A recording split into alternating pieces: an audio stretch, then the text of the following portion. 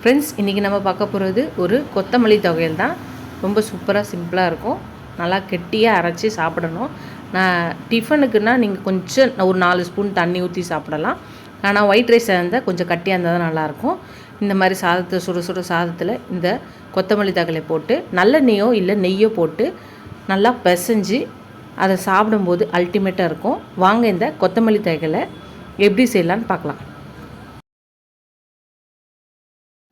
2 கை கொத்தமல்லி எடுத்து வச்சுருக்கேன். இது நல்லா இளந்தண்டாக இருக்கணும், ரொம்ப திக்காக இருக்கக்கூடாது. இளந்தண்டாக இருந்ததுன்னா எடுத்துக்கோங்க, இல்லைன்னா இதை கட் பண்ணி எடுத்துருங்க. இது நல்லா கழுவி வாஷ் பண்ணி எடுத்து வச்சுக்கலாம். ஒரு பேன் எடுத்துக்கலாம். அதில் ஒரு 2 ஸ்பூன் எண்ணெய் ஊற்றிக்கலாம். 2 ஸ்பூன் எண்ணெய் ஊற்றியாச்சு. இப்போ 2 ஸ்பூன் உளுந்து போட்டுக்கலாம்.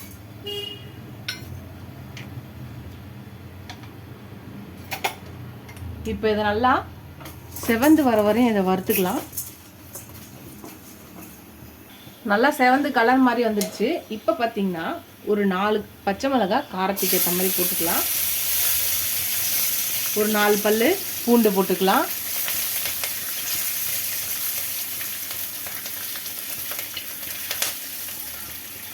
ஒரு கை சின்ன வெங்காயம், அப்புறம் ஒரு சின்ன துண்டு புளி. இப்போ இதையும் சேர்த்து நல்லா வதக்கலாம். இந்த வெங்காயமும் பூண்டும் பச்சை வாசனை போகிற வரையும் வதங்கி வர வரைக்கும் நம்ம அதை வதக்கிக்கலாம்.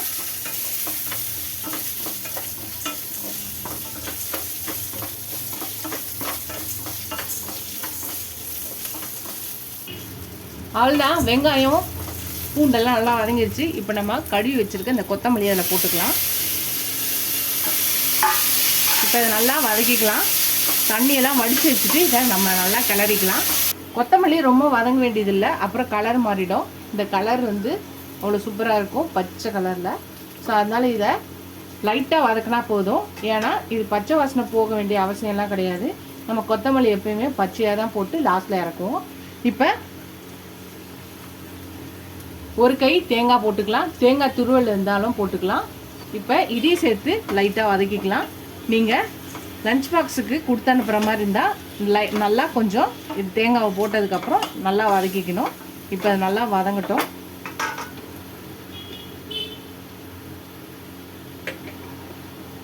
இதுக்கு தேவையான அளவு உப்பு போட்டுக்கலாம். இதையும் சேர்த்து நல்லா வதக்கிக்கலாம். எல்லாத்தையும் நல்லா கலந்துட்டு போதும். அடுப்பு ஆஃப் பண்ணிவிட்டு இதை ஆற வச்சுட்டு மிக்சியில் போட்டுக்கலாம். நம்ம எல்லாத்தையும் மிக்சி ஜாரில் போட்டாச்சு.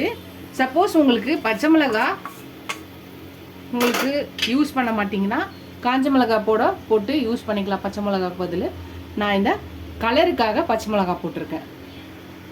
இப்போ இதை மிக்சியில் அரைச்சிடலாம். முதல்ல இது மாதிரி குறைன்னு அரைச்சிட்டு இப்போ ஒரு 4 ஸ்பூன் மட்டும் தண்ணி ஊற்றிக்கலாம். நிறைய தண்ணி ஊற்ற தேவையில்ல. உங்களுக்கு தேங்காய் போட விருப்பம் இல்லைன்னு நினச்சிங்கன்னா உளுத்தம்பருப்பு ஒரு எக்ஸ்ட்ரா 1 ஸ்பூன் போட்டுக்கலாம். இப்போ இதை திருப்பி அரைச்சி எடுத்துகிட்டு வந்துடலாம். அவ்வளோதாங்க, நம்ம கொத்தமல்லி துவையல் ரெடி ஆயிடுச்சு. நல்லா திக்காக பச்சை பசேல் இருக்குது பாருங்கள்.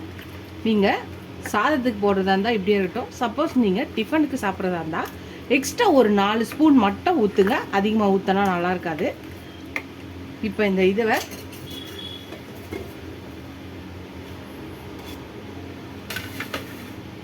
சூடான சாதத்தில்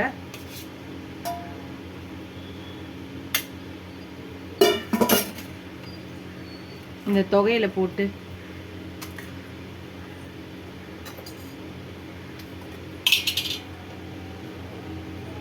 நல்லெண்ணெயோ இல்லை நெய்யோ போட்டு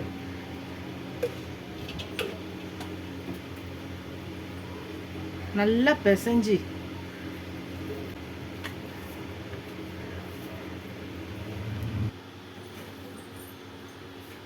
இந்த துவையல் சாதத்தை எடுத்து கொஞ்சம் தேவாமிரதமாக இருக்கும் ஃப்ரெண்ட்ஸ். பிரியாணிலாம் என்னங்க பிரியாணி, இந்த துவையல கீடாகுமா?